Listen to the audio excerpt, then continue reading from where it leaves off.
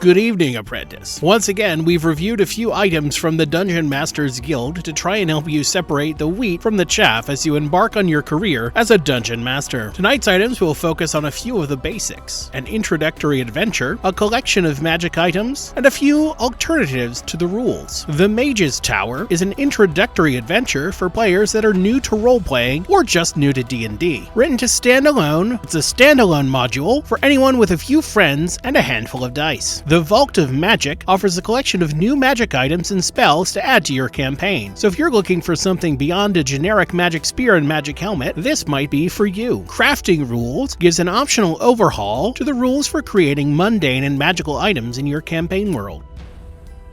When you're first starting as a Dungeon Master, it's very easy for your reach to exceed your grasp. So many are swept into the role inspired by fantasy epics and adventures like Lord of the Rings or Star Wars. And with those in mind, it's hard to think of any other scope. With today's adventure, I wanted to look at a smaller, simpler story to remind Dungeon Masters that a campaign is a journey with many steps, and that as it unfolds, there will be time to create the evil overlords that threaten war, or the mad mages that want to destroy the world. You can always pretend that the secrets had been buried all along, or later reveal that a villain from their early days was but an agent of the dark forces to come. After all, that's just what happened with Star Wars and The Hobbit. The original publication of the latter book was different in many ways from the version available after Lord of the Rings. A simple magic ring became an item of great power, and Gollum turned from a strange diversion into a wretched and cunning creature corrupted by that ring. Cunningly, Tolkien chalked his change up to Bilbo lying in his memoirs about the nature of the riddle contest. There are of course a few other changes. Distances traveled, and the wise and ancient gnomes were renamed elves, but who pays attention to those things? The Mage's Tower is a good example of how to get started with adventure writing or your campaign, offering a simple, short story to get your players right into the action and a straightforward environment for them to explore. This adventure is also written with 4 pre-generated characters and just about everything you'll need to run it right from the module without having to reference any other books or materials. This is wonderful for people that might want to dip their toes into tabletop role-playing games with only the cost of some dice, and maybe not even that with some browser-based dice rollers or smartphone apps. While simple, the characters move through a series of rooms in the tower until they confront the titular mage, the adventure is well structured for beginning adventurers. The first few encounters introduce game concepts like skill rolls, saving throws, and attacks without the pressure of combat. Then, the difficulty gradually begins to increase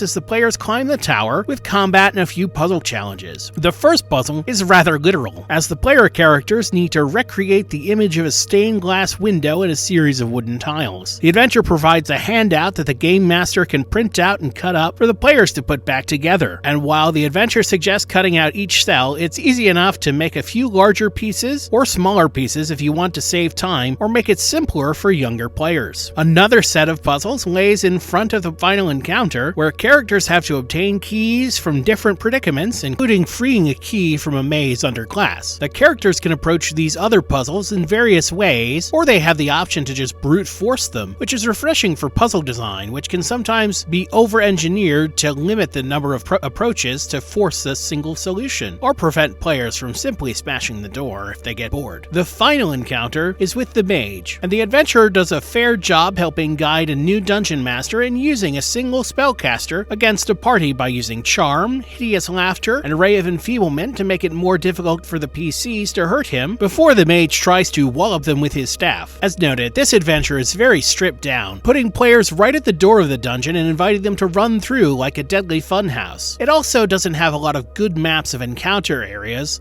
only a general map of the basement that shows the size of the rooms and location of doors. As the adventure is intended for basic rules, good maps aren't strictly necessary, but it's a bit of an oversight. The Mage's Tower is a well-done, short introduction for tabletop role-playing, both for new DMs and players. It can also be easily adapted for more experienced gamers, and the inclusion of a fun, tactile puzzle is always a welcome break.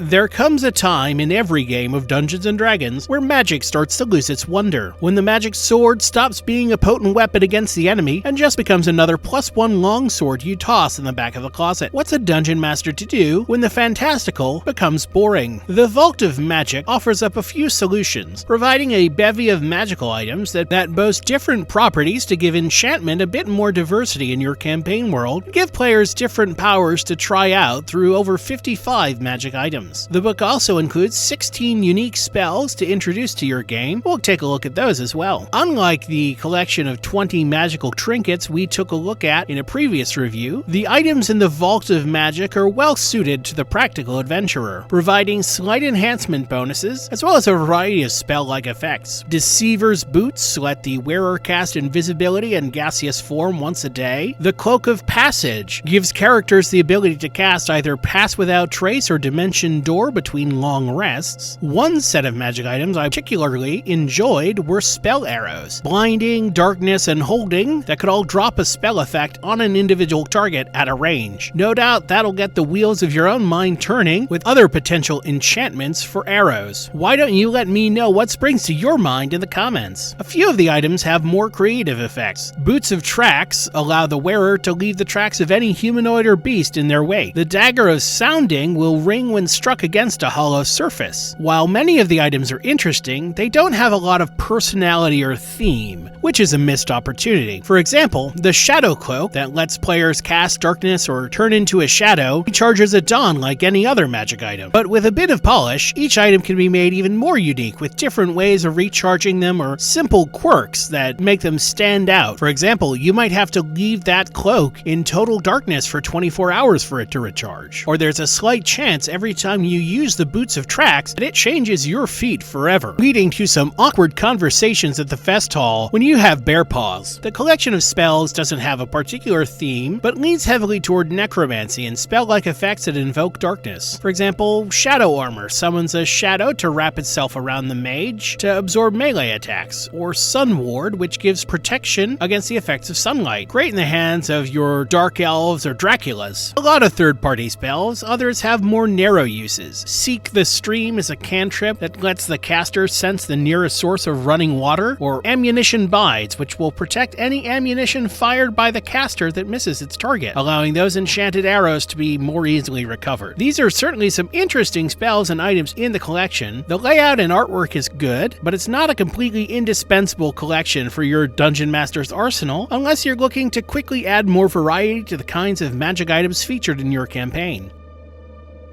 Shopping is a common activity shortly before players set off on an adventure, or right after they've returned from a successful expedition. Pouches bulging with treasure. Most of the time, it's just players poring over tables, looking for things that sound useful or amusing, wondering how many goats they can purchase, or if there's some sort of ladder-based arbitrage they can engage in, like a video game exploit. But what about when players want to create their own items, or repair something that's been broken? The rules as written in Dungeons & Dragons 5th edition are relatively straightforward. Half the cost of the item is due in materials, and things get assembled over the course of 1 day per 5 gold of value. This can work well enough for smaller items. A Fletcher could produce 100 arrows over the course of a day, and a sword takes about 3 days. This economy can get thrown off with items like Full Plate, which at 1500 gold would take the better part of a year for a smith to produce, though multiple smiths could reduce this time. It's not a particularly deep or engaging system, but there have been plenty of home brews that attempt to overhaul it. Crafting Rules is one such, providing a lot more detail about using different crafting materials and different levels of item quality running from shoddy to masterwork. It doesn't express any mechanical differences between those quality levels, but loses points on that. It also adds a little more nuance to crafting speed, factoring in the crafter's skill to the equation, as well as the material versus simple cost. The rules go further and suggest deeper rules for creating magic items and what happens throughout the process. But complexity and simulation doesn't necessarily make something more engaging, and this set of tweaks doesn't do a lot to make crafting more compelling on its own. If your players are interested in creating their own items, this might be worth checking out, especially if they're looking to create more complex or costly items, from heavier armor sets to magic items. It would also be relevant if your campaign requires characters to be more self-reliant, such as something that takes place at a far frontier or in a post-apocalyptic setting where highly skilled artisans are rare, meaning characters might not be able to just pop into a shop shop and get a new longsword or suit of armor. As a free download though, it's certainly worth checking out to see if it'll fit with your vision or take a little extra tweaking until it works.